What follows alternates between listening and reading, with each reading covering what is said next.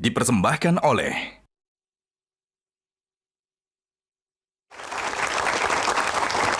Ini menarik bagi saya kenapa continuity, keberlanjutan itu juga penting. Pak Bahlil tadi yang punya ide dan ini barang barunya Pak Bahlil dan Pak Bahlil siap menjamin transparansinya. Tapi nanti beda pemerintahan bisa saja beda aturan lagi. Nah itu kan seperti apa nanti monitornya kan?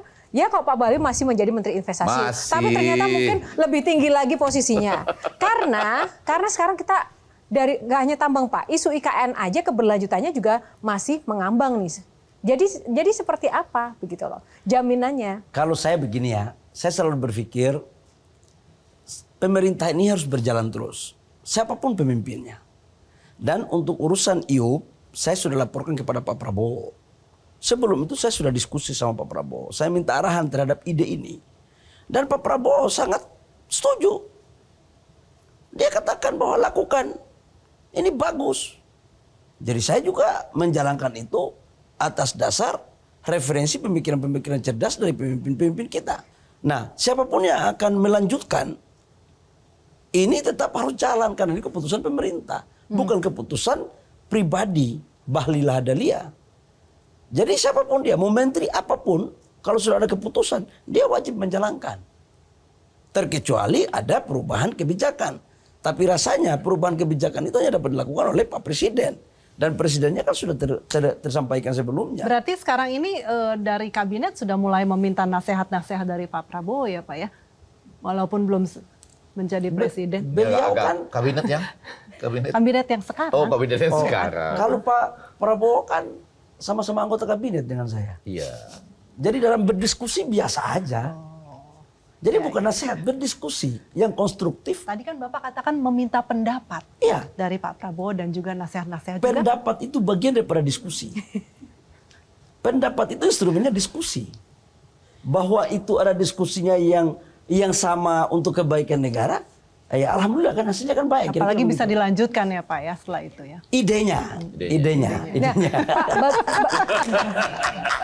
Pendapat itu bagian dari ilustrasi.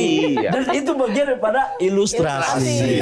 Nah, saya mau tahu apa pendapat Pak Prabowo tentang IKN Pak ke depannya. Kan tadi ada diskusi kan apa saja. Kalau pendapat Pak Prabowo soal IKN ke depan seperti apa keberlanjutannya di tengah sekarang belum ada investasi yang masuk Pak? Ya, ini kursi santai tapi kelihatannya santai tapi serius.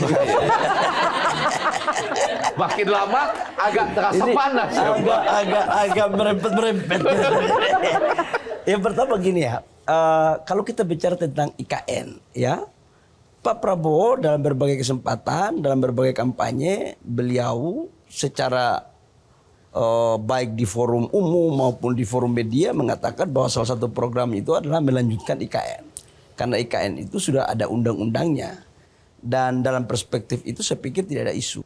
Kemarin saya ketemu Pak Prabowo, sambil saya melapor beberapa perkembangan terkait dengan kondisi IKN. Karena kemarin saya baru pulang dengan Pak Jokowi selama 3 hari di IKN. Perkembangannya alhamdulillah bagus. Beliau sangat senang kok. Jadi nggak ada masalah. Oke, Mbak Devi, silakan. Iya, kalau tadi ngomongin berat sekali ya kalau buat saya berat sekali temanya Pak Menteri. IKN.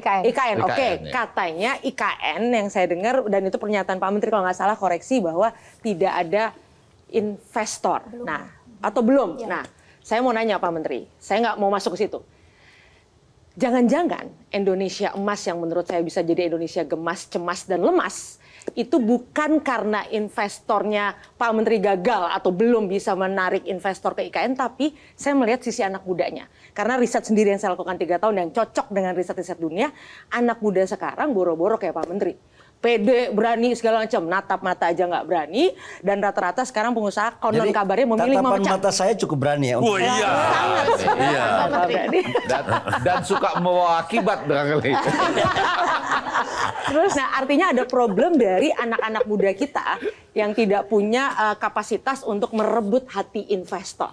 Yang pertama saya mengatakan bahwa saya ralat ya, saya koreksi mohon maaf pernyataan tadi. Yang mengatakan bahwa tidak ada investor di IKN. Itu nggak ada pernyataan saya seperti itu. Kemarin di rapat kerja di DPR itu ada anggota DPR menanyakan kepada saya tentang investasi asing yang ada di IKN. Saya katakan bahwa pada klaster pertama, investasi itu yang masuk dari penanaman modal dalam negeri. Itu hotel, rumah sakit, apa segala macam. Kenapa itu kita masukkan sebagai investasi dalam negeri? Karena itu kan mentengnya gitu loh. Itu sarinanya itu loh. Jadi kita berpikir memprioritaskan adalah investor dalam negeri yang masuk. Jangan ada di samping istana negara, gedungnya gedung asing. Terkecuali untuk kedutaan gitu loh maksud saya. Nah, itu semua PMDN, nggak ada asing. Terus anggota DPR tanya kepada saya, berarti sekarang udah ada asing yang masuk belum? Saya katakan kalau konstruksinya itu belum ada. Tapi kalau asing yang masuk sudah melakukan kontrak, yang sudah tanda tangan kesepakatan, sudah ada. Pertanyaannya kenapa mereka belum eksekusi? Kitanya yang belum menyelesaikan infrastruktur dasarnya. Karena infrastruktur dasarnya itu harus selesai kurang lebih sekitar bulan November, Desember. Karena sekarang kita fokus untuk jalan tolnya aja baru kurang lebih sekitar bulan Juli minggu ketiga, minggu keempat selesai dari Balikpapan ke IKN. Airportnya baru selesai tanggal 1 Agustus. Inilah cuman memang di situ, ini orang Papua bilang, kita ini tulis lain, baca lain, bikin lain. Jadi omongan saya itu dipenggal. Akhirnya seolah-olah persepsinya bahwa tidak ada investasi asing yang masuk. Itu pertama. Yang kedua, menyangkut dengan apa sih karakter untuk anak-anak muda sekarang. Saya mau katakan begini, anak muda sekarang itu pintar-pintar, Mbak. Pintar-pintar dan mereka sudah punya cara pandang yang berbeda dengan kita. Anak saya itu merasa sudah lebih pintar daripada bapaknya. Dan mereka kita nggak bisa mengendalikan itu. Itu adalah sebuah perubahan yang kita harus sekalipun tidak sadar harus sadar bahwa generasi mereka ini generasi teknologi. Nah, apa yang menjadi poin penting untuk generasi ke depan? Kecerdasan itu kalau tidak diberi dengan karakter yang kuat, itu susah. Dan karakter yang kuat itu harus mempunyai leadership. Di dalam leadership itu ada kemampuan manajerial. Ada kemampuan untuk melakukan penyelesaian masalah. Dan ada daya juang. Saya melihat ruang ini yang Kosong. tidak utuh. Karena itu dulu mahasiswa itu masih senang berorganisasi. Kalau sekarang, Pak? Kalau sekarang organisasi iya, isi organisasinya yang mohon maaf harus kita dalami lagi. Baik, terima kasih. Oke. Kan Pak Menteri ini pernah ditarik oleh Pak Prabowo kan? Kelihatan itu. Itu kalimat apa sih yang waktu itu diucapkan? Nggak siapa tahu itu menentukan loh di 20 Oktober nanti. Ini saya rekam ini penting bener nih. Ini gini, ini